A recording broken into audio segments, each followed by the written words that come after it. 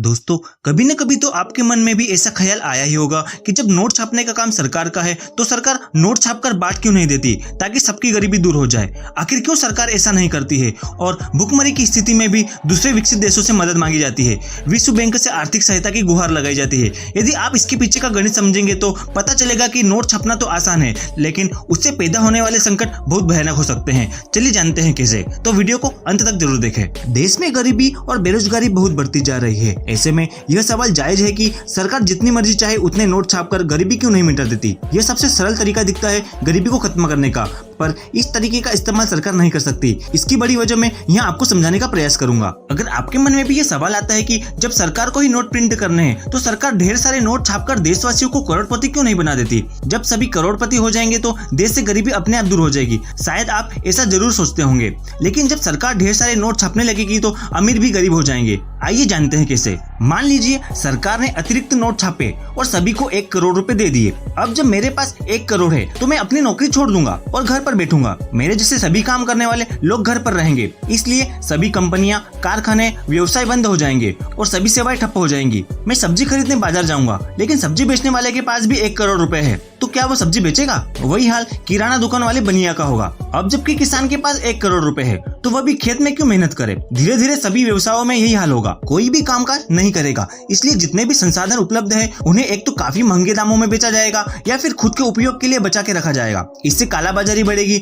आपके पास करोड़ रुपए तो होंगे, लेकिन आप कोई वस्तु या सेवा नहीं खरीद पाएंगे। देश में नोट छापने का कार्य रिजर्व बैंक ऑफ इंडिया का है, ना कि सरकार का। आपकी जेब या पर्स में पड़ा नोट सिर्फ एक नोट नहीं है, वो एक प्रोमिसरी नोट है। आपने कभी गौर किया होगा कि नोट पर लिखा होता है कि मैं धारक को रुपए अदा करने का वचन देता हूँ। इसके बाद जारी करने वाले रिजर्व बैंक के गवर्नर के हस्ताक्षर होते हैं। इसका मतलब होता है कि आरबीआई उस नोट के धारक को वचन देता है कि किसी भी स्थिति में वह व्यक्ति नोट के मूल्य के बराबर की वस्तु या सोना धातु को पाने का हकदार है। अब नोट छापने की प्रक्रिया को जानते हैं। 1957 से मिनिमम रिजर्व सिस्टम की व्यवस्था है। इसके अंतर्गत आरबीआई को हर समय अपने पास 200 करोड़ के असेट्स जमा करके रखने होते हैं।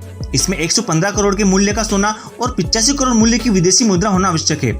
इसके बाद ही आरबीआई सरकार की अनुमति से नोट छाप सकती है। कितने रुपए के नोट छापने हैं, इसका आकलन करने के लिए बैंक और आरबीआई के पास उपलब्ध नोट के मूल्य का आकलन किया जाता है। बैंक के पास बदलने के लिए आए कटे फटे नोट के मूल्य का आकलन होता है। सरकारी एजेंसियों द्वारा उपलब्ध आंकड़ों द्वारा संभावित जीडीपी एवं मुद्रास्फीति का आकलन होता है। उसी के अनुसार नोट छापे जाते हैं। तो दोस्तों, अगर सरकार जरूरत से ज्यादा नोट छाप देगी तो बाजार में बहुत ज्यादा नोट हो जाएंगे, जिससे महंगाई और ज्यादा बढ़ जाएगी। जिम्बाब्वे में ऐसा हो चुका है। बढ़ती महंगाई को काबू करने के लिए वहाँ के राष्ट्रपति ने बहुत ही ज्यादा मात्रा में नोट छपवाए, परंतु उसकी स्थिति और बिगड़ गई। मिनिमम रिजर्व सिस्टम के अंतर्गत यदि सरकार को 200 रुपए के मूल्यांकन के नोट छपवाने हैं तो उसे 115 रुपए का सोना और 85 रुपए की विदेशी मुद्रा आरबीआई के पास जमा करनी पड़ेगी। यही कारण है कि सरकार ये नहीं चाहती कि जनता अपने घरों में जरूरत से ज्यादा नोट जमा करके रखे, क्योंकि एक तो उनके मूल्य की विदेशी मुद्रा और सोना आरबीआई के पास जमा करना होता है, जिससे सरकार उनका कुछ उपयोग नहीं कर पाती। दूसरा, बाजार में कितने मूल्य के नोट घूम रहे हैं इसका सटीक आकलन भी नहीं हो पाता है। रुपए सिर्फ एक कागज का टुकड़ा है। रुपए की वैल्यू देश की तकनीकी ज्ञान, विकास दर, सेना पर निर्भर करती है। ऐसी पागल सरकार जिम्बाब्वे में आई थी, जिसका मानना था कि बहुत सारे नोट छापकर देश को अमीर बनाया जा सकता है, जबकि महंगाई की मार ने इन मुल्कों को हिलाकर रख दिया। 2008 में जिम्बाब्वे में ऐसे हालात हुए कि मुद्रा अवमूल्यन की वजह से 25 लाख डॉलर का नोट छपने लगा। इससे भी मजेदार यह है कि उसका वजन इस हिसाब में रखा गया कि 1 किलो 25 लाख के जिम्बाब्वे डॉलर की कीमत 1 अमेरिकन डॉलर के बराबर हो। दोस्तों, यह कैसे और कौन तय करता है कि अब नए नोट छाप लेना चाहिए? क्या आपको लगता है कि सरकार की ओर से कभी भी नोट छापे जा सकते हैं? लेकिन ऐसा नहीं है। इसके लिए सरकार को कई नियमों का पालन करना पड़ता है। जब आपके पास पैसे नहीं होते हैं या पैसे की जरूरत होती है तो आपका मन भी करता होगा कि एक पैसे छापने वाली मशीन आ जाए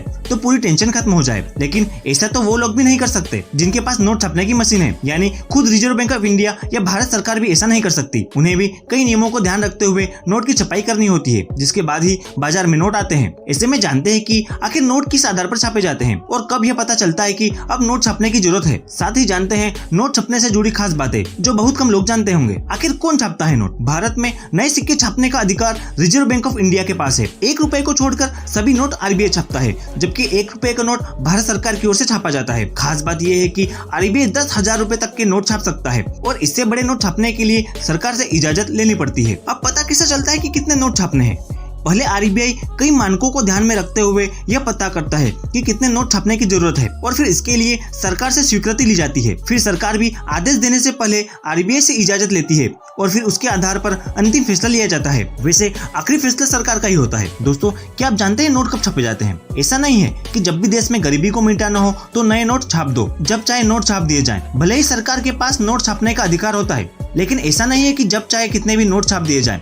ऐसा करने से अर्थव्यवस्था गड़बड़ा जाएगी। इससे वहाँ की करेंसी की कीमत काफी ज्यादा कम हो जाती है और महंगाई की रेट भी काफी बढ़ जाती है। आखिर किस आधार पर होती है नोट की छपाई? सरकार और आरबीआई जीडीपी, विकास दर, राजकोषीय घाटा आदि के आधार पर तय करते हैं कि आखिर कितनी बढ़ोतरी होनी चाहिए। रिजर्व बैंक साल 1956 से करेंसी नोट छापने के लिए मिनिमम रिजर्व सिस्टम के तहत करेंसी की छपाई करता है। इसके नियम के मुताबिक करेंसी नोट प्रिंटिंग के विरुद्ध न्यूनतम 200 करोड़ रुपए का रिजर्व हमेशा रखना जरूरी है। इसके बाद ही Reserve Bank currency note print कर सकता है। तो दोस्तों, आपने जाना कि अधिक मात्रा में नोट छापकर देश की गरीबी को दूर नहीं किया जा सकता।